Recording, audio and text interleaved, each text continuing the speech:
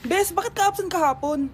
May pinuntahan kasi ako, Bes. Ano yan? Ba't mo tinatakpan yung bibig mo? Mabaho ba yung hinga mo? Ano kasi Hala, naka-braces na si Scarlett! Kaya siguro absent siya kahapon. Bes, magkano yung braces mo? Di ba mahal yan? Rich kid ka siguro. 5K lang to, pero naka-promo kasi sila, kaya 3K na lang. Ako na rin nag-change ng rubber kasi kamahal man. Nandito ba si Scarlett? Present po, ma'am. Anong present? Ayusin mo nga magsalita. Sorry ma'am, di po kasi ako makapagsalita na maayos. Masyakit po kasi yung braces ko. Ay wow, kala mo talaga. Anong ginagawa niya? Over naman sa pakita ng brace. Bes, ano yan? Ba't ganyan ka mag-tiktok? Siyempre para makita ng mga friends ko na may braces na ako. Ganon? Tsaka para ma-ROI ko na din to, no? Sige, Bes. Number 10. Last question na to, class, ha? 10 points to. Sana madali lang itanong ni ma'am. Mukhang mapaperfect ko to Ano ang full name ni Jose Rizal? Full name? Akala ko full name niya na yun. Dinuro ba yan ni ma'am? Kung nakikinig talaga kayo sa discussion natin, alam nyo kung anong full name niya. Alam ko lang yung full name ng crush ko. Ano ba kasi yung full name niya? So wala palang nakikinig sa akin, ha?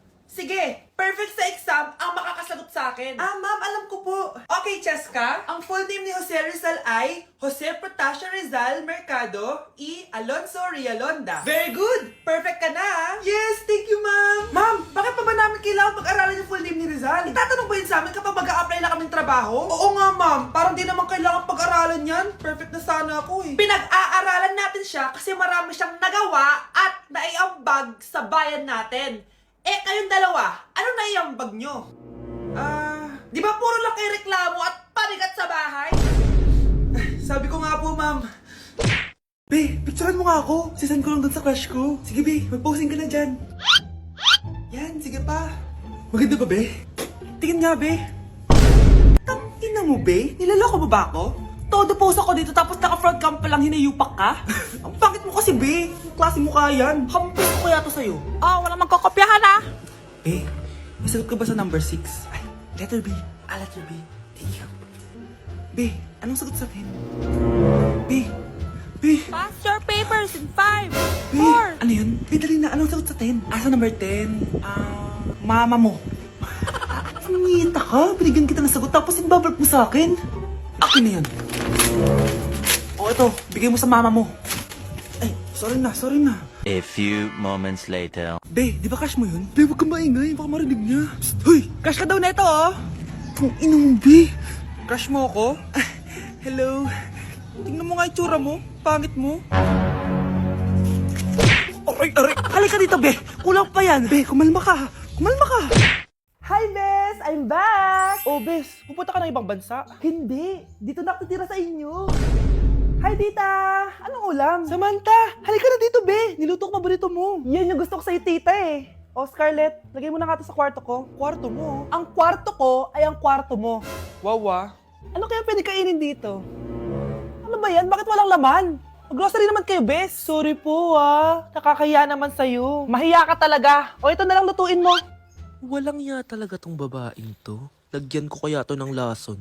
Ay, tita, sobrang lakas uminom niya ni Scarlett. Tapos puro lalaki pa yung mga kasama niya. Aba, humanda talaga sa akin yung babaeng yan. Walang yatong si Samantha. Sinisiraan pa ako sa nanay ko. Bes, kailan ka uuwi? Anong uuwi? Hindi na ako uuwi, Bes. Inampun na ako ni tita. Ay, hindi. Umalis ka na. Ginagawa mo akong katulong dito. Tapos kung ano-ano pa sinasabi mo sa nanay ko. Oh anak, ba't mo naman pinapaalis si Samantha? Wala namang ginagawa masama yung tao eh. Oo nga, ang bait ko kaya. Kung hindi siya aalis, ako ang aalis. Friendship over na tayo, Samantha. Lalayas na ako sa bahay na to. Parang mas anak pa ni nanay si Samantha. Alam mo na ba yung nangyari kay Samantha? Bakit? Ano meron kay Samantha? Tignan mo to. Nay! Nay! Oh, di ba lumayas ka na? Paalisin mo na yan si Samantha! Sino siya, anak? Tinawag mo bang anak si Samantha? Ay, hindi ko alam, Nay. Paalisin mo nga yan. Hoy, babae, kung sino ka man, umalis ka na dito. Nay? Aray. Oh, anak, aalis ka? Bilis naman tumanda ni nanay. Sana mas madaming oras yung binigay ko sa kanya nung bata ako. Anak, tara labas tayo. Wala na kasi tayo masyadong banding eh. Tsaka nanay, alas kami ng mga friends ko eh. Sige anak, next time na lang tayo umalis. Hello, Bes, saan ka na? Anak, Sabay ka na sa akin, kain na tayo dito. Busog pa ako, Nay, mamaya na lang. Tsaka, di ako kumakain ng gulay, di ba? O sige, anak. Pagtitira pa rin kita, ha? ba yan? Ah! Ano ba yan, Nay? Anak, hindi ka ba natutulog? Tingnan mo nga yung tsura mo. Wala namang pasok bukas, di ba? Sige na, good night na. Patay mo yung ilaw, Nay. Oh, sige anak. Good morning. Sana gising ka din kapag gising ako. Anak, samahan mo ako magpa-check up? Nay, hindi ako pwede. May gagawin ako assignment to. Sige anak, ako na lang mag-isa. Galingan mo dyan, ha? Huy anak, aalis ka ba? May time ka ba, Nay? Tara, alis tayo. Libre kita. Sige. Tara. Nakita mong nagagalit ang iyong nanay, ano ang gagawin mo? A. Magagalit din at lalayas ng bahay. B. Susunod na ito sa utos niya para hindi na magalit. C. Sasabihing buntis ka at magkakaapo na siya. O D. Sara Geronimo. Dala. Anak, yung mga damit mo dito pakalat-kalat, oh. Nanagdagan na naman! Anak, ano namang iniiyak-iyak mo dyan? Nay, tignan mo itong itsura ko, oh. Padami na ng padami yung mga pimples ko. Di ba? Sabi ko na nga ba eh. Puro ka kasi cellphone at puyat. Oo nga, tama ka, Nay. Scarlett? Sino ka? Ba't kamukha kita? Tsaka bakit ang kinis ng mukha mo, ha? Di ba? Ang kinis ng face ko. Di ba? Palagi ko kasing gamit tong Glad to Glow Acne Serum. Meron kasi tong Centella, 2% salicylic acid na sobrang gentle lang sa face. Promise, eto talaga nakapagwala ng acne ko without leaving acne marks. Kaya sobrang love ko to. Wow, kailangan ko niyan! With 3 days constant use, makikita mo na agad ang results. Non-drying epekto at syempre, this is FDA approved. Grabe, nag-improve talaga yung balat ko. Hay nako, bigyan mo na yan na madami para di na umiyak. Eto, sa'yo na to, para maging kasing ganda mo na ako. Tsaka bumili ka na rin, 179 pesos lang to. Super affordable, di ba? Thank you, ah. Hi classmates! Ako nga pala si Ashley, ang pinakamayaman at sobrang ganda niyong kaklase. Hi Ashley! Pwede ba tayo maging friends? Ay, sorry, di ako nakikipagkaibigan sa ganyang muka. Ew! Sumanong ugali nito? At least maganda ako. Ikaw?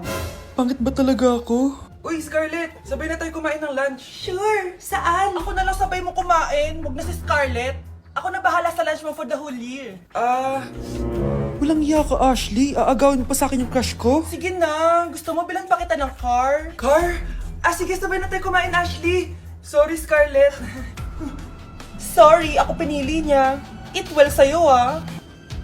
Bes, payag ka ba nun? Inagawan ka ni Ashley? Ano bang magagawa ko, Bes? Kailangan ko maging blooming. Hay naku, madali lang yung sagot dyan. Try mo tong Garnier Vitamin C Serum. Baka ito na the right one for you at hindi yung crush mo. Tama ka dyan, Bes. Kaso natatakot ako, baka lalo lang ako maging haggard. Don't be afraid to try new things kasi. Malay mo ito na yung sagot para maging fresh ka. Sabi mo yun na.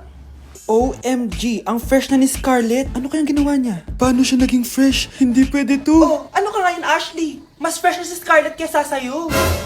Scarlett, pwede ba tayong sabay kumain ng lunch mamaya? Che, di na kita kailangan. Sapat na sa akin ng Garnier Vitamin C Serum. Kasi it passes the hashtag Garnier yang che.